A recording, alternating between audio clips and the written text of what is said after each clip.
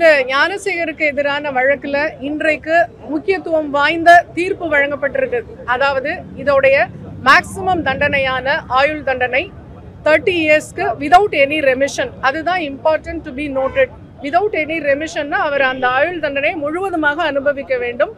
வேறு ஏதாவது ஒரு காலகட்டத்தில் சிறப்பு சலுகைகள் எல்லாம் அவருக்கு வழங்கப்படாது அப்படிங்கிறது அதோட சிறப்பு.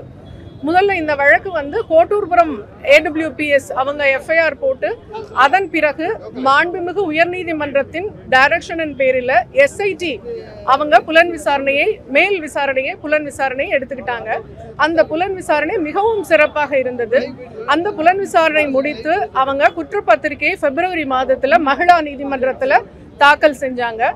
அதன் பிறகு மகிழா நீதிமன்றத்தில் வழக்கு விசாரணை ட்ரையல் ஆரம்பிச்சது. ஏப்ரல் 23ஆம் தேதி பாதிக்கப்பட்ட பெண் முதன்முறையாக ஏறினாங்க. அதன் பிறகு மே 23ஆம் தேதி ஆர்கியூமெண்ட்ஸ். ஸோ அந்த வழக்கு விசாரணையை எவ்வளவு துரிதமாக நடத்தினோம் என்பது இதிலிருந்து உங்களுக்கு புரியும். இதில் 11 குற்றச்சாட்டுகள் அவன் மேல தொடுக்கப்பட்டிருந்தது. அந்த 11 குற்றச்சாட்டுகளுக்கும் எவிடன்ஸ் எப்படி கொடுத்தாங்க அப்படின்னா, அரசு தரப்புல வாய்மொழியாகவும் ஆவணம் பூர்வமாகவும் ஃபாரன்சிக் ரிப்போர்ட், அதாவது அறிவியல் பூர்வமாகவும் எல்லா குற்றச்சாட்டுகளுக்கும் தகுந்த எவிடன்ஸை நீதிமன்றத்தில் சமர்ப்பித்தோம். அந்த எவிடன்ஸை வந்து நீதிமன்றத்திற்கு திருப்திகரமாக இருந்ததனால்தான் இன்றைக்கு இவ்வளவு பெரிய முக்கியத்துவம் வாய்ந்த ஜட்ஜ்மெண்ட் இன்றைக்கு கிடைத்திருக்கு. இதில் ரொம்ப முக்கியமாக கருதப்பட வேண்டியது, எல்லா விட்னஸஸும் மிக அருமையாக அரசு தரப்பிற்கு சாட்சியை நிரூபிக்கக்கூடிய வகையில் அவங்களுடைய எவிடன்சஸ் இருந்தது அப்படின்றத நான் சொல்லிக்கிறேன்.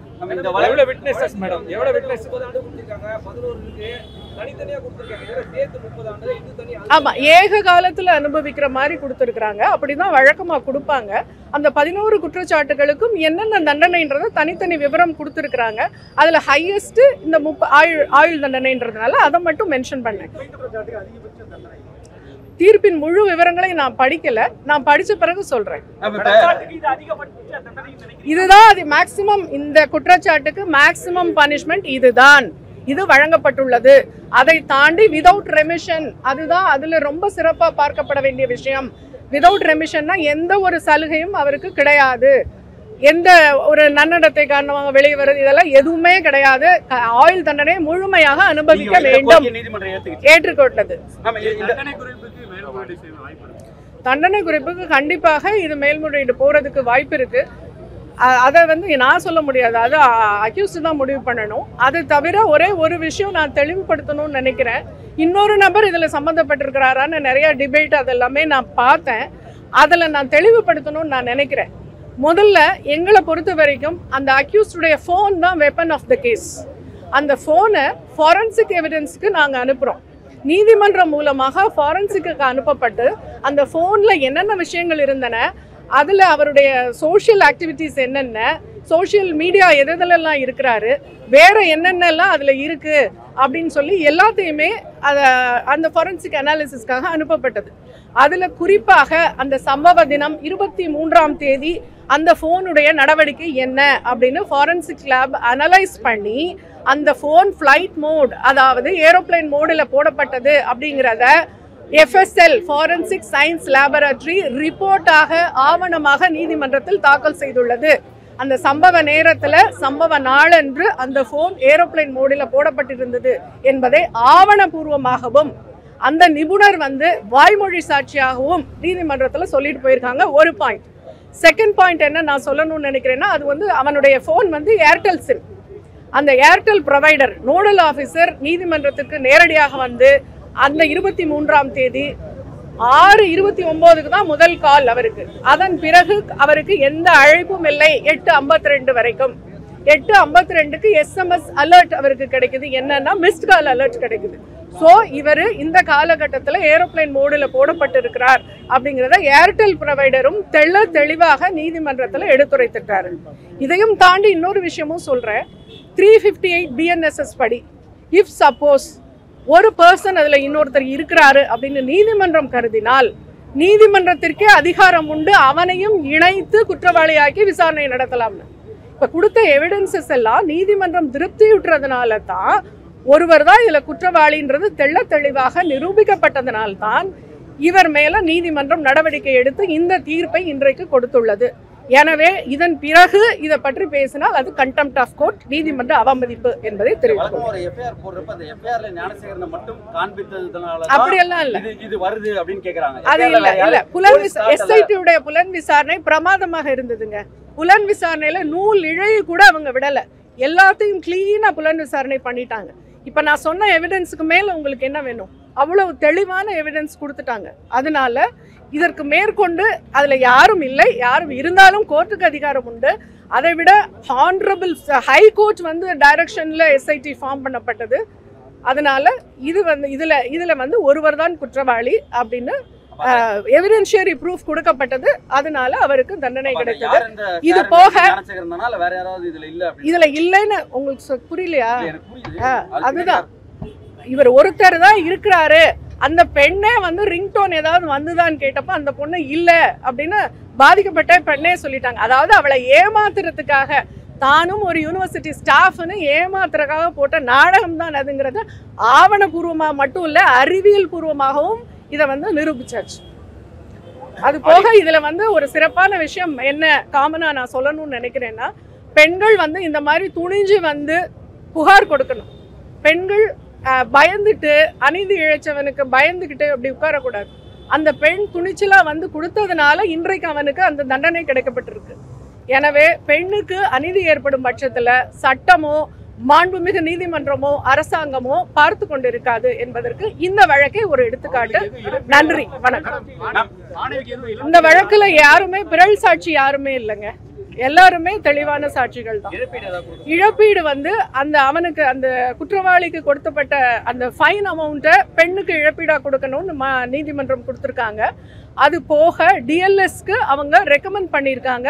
டிஎல்எஸ் என்ன கொடுக்கலாம் அப்படின்னு நினைக்கிறாங்களோ அந்த காம்பன்சேஷனை கொடுக்கலாம்னு டிஎல்எஸ் வந்து ரெக்கமெண்ட் பண்ணியிருக்காங்க விக்டிமுக்கு தான். தீர்ப்பு விவரத்துல ஒரு அண்ணா பல்கலைக்கழகத்துல நடந்திருக்கு, பாதுகாப்பு கூடுதலா அரசு கொடுக்கணும் அப்படின்னு நான் தீர்ப்பை வந்து முழுமையா நான் இன்னும் படிக்கல. நீதிபதியும் அந்த தண்டனை விவரத்தை மட்டும்தான் சொல்லியிருக்காங்க. கண்டிப்பாக அதற்கான அப்சர்வேஷன் பண்ணியிருப்பாங்கன்னு நான் நம்புறேன். ஆணவிக்கு அந்த தொல்லை ஏற்பட்டதும் முதல்ல புகார் வந்தது என்னிட்ட தான். நான் வந்து வழக்கறிஞராக பணி செய்வேன்.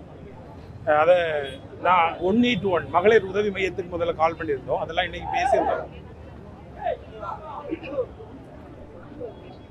இதில் சிறப்பாக செயல்பட்டது அந்த எஸ்ஐடி 3 பேர் உயர்நீதிமன்றத்தால் பரிந்துரைக்கப்பட்டு 3 ஆணையர்களை கொண்டு இந்த வழக்கு வந்து விசாரித்தாங்க. அந்த விசாரணைக்கெல்லாம் நான் ஆஜராக இருந்தேன். அரசு தரப்பு சாட்சி 5ஆக என்னை விசாரணைக்கு பண்ணாங்க. நான் சாட்சியத்துக்கு வந்திருந்தேன். மிக சரியான முறையில் எந்த விதமான லூப் ஹோல் விடாமல் எல்லா விதமான ஆங்கிள்லையும் வந்து இதை விசாரிச்சாங்க. அப்படிங்கிறதுல எனக்கு ஒரு சந்தோஷம்.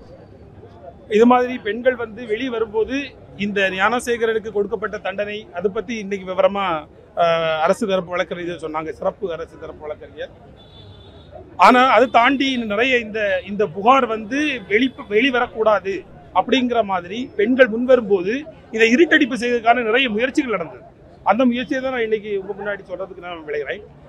எப்படின்னா 181 பெண்களுக்கு சமூக நலத்துறையால் கொடுக்கப்பட்ட ஒரு எண் இருக்குது 181. அந்த நம்பருக்கு ஃபோன் பண்ணால் பெண்கள் பாதுகாப்புக்காக அவங்க உழைப்பாங்க அப்படின்ற நம்பி நாங்கள் குறைஞ்சது ஒரு 10 முறையாவது பெண்கள் பாதுகாப்பு மையத்துக்கு நாங்கள் அழைப்பு விடுத்திருந்தோம். ஆனால் அவங்க யாருமே உதவி செய்யலை.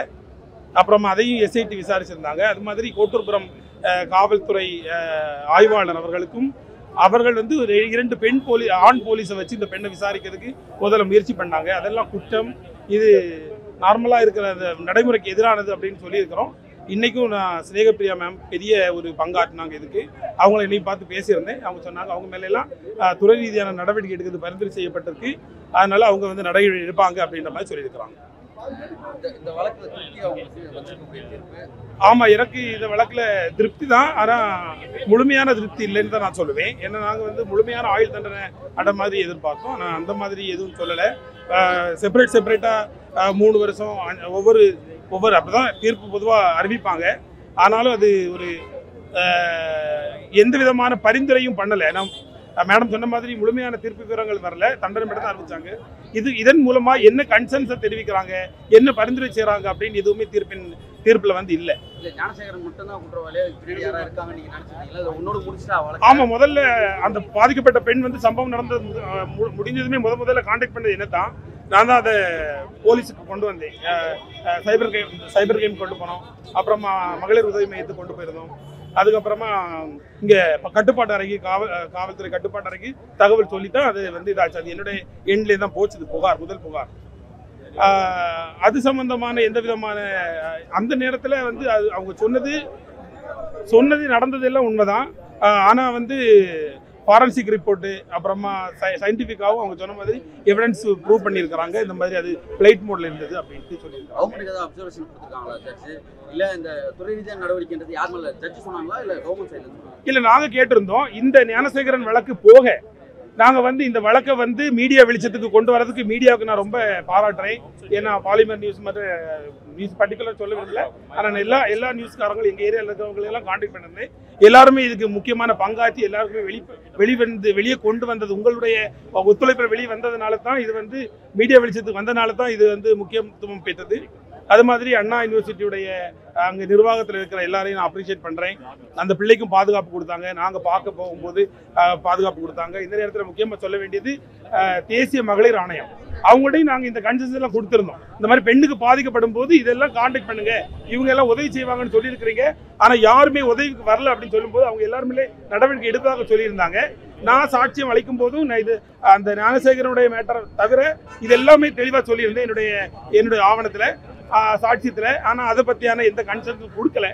தீர்ப்பு வாசிக்கும் போது தெரியும். அரசுக்கு என்ன கோரிக்கை வைக்கிறேன் அப்படின்னா, பெண்கள் பாதுகாப்பு அமைப்புன்னு சொல்லிட்டு நீங்க தொடங்கி இருக்கிறீங்க, அது வரவேற்கத்தக்கது. ஆனால் அது செயல்படுதா அது அப்படிங்கிறது கேள்விக்குறியாக தான் இருக்கு. சமூக பாதுகாப்பு துறை, சமூக நலத்துறை இருக்குது, அதுக்கு தான் 181 நடக்குது. அந்த அதிகாரி மேலே நடவடிக்கை எடுப்பதாக சொல்லியிருக்காங்க. ஆனால் இதெல்லாம் ஒழுங்கா இயங்குதா அப்படிங்கிறத பார்க்கணும். அப்புறமா சைபர் கிரைம் இருக்குது, அது மத்திய அரசின் கட்டுப்பாட்டில் இருக்கான்னு சொல்லிட்டு இருக்கிறாங்க. அதுவும் வந்து அந்த 1930 அப்படிங்கிற நம்பர் கூட அன்னைக்கு இயங்கலை. 3 நாளாக தொடர்ந்து கால் பண்ணும்போது அவங்க எந்த ரெஸ்பான்ஸும் பண்ணலை. அதனால ஐடி ஆக்டை நாங்கள் முறையாக அவங்கள்ட்ட பதிவு பண்ண முடியலை. மரிய ஜலால் வழக்கறிஞர்.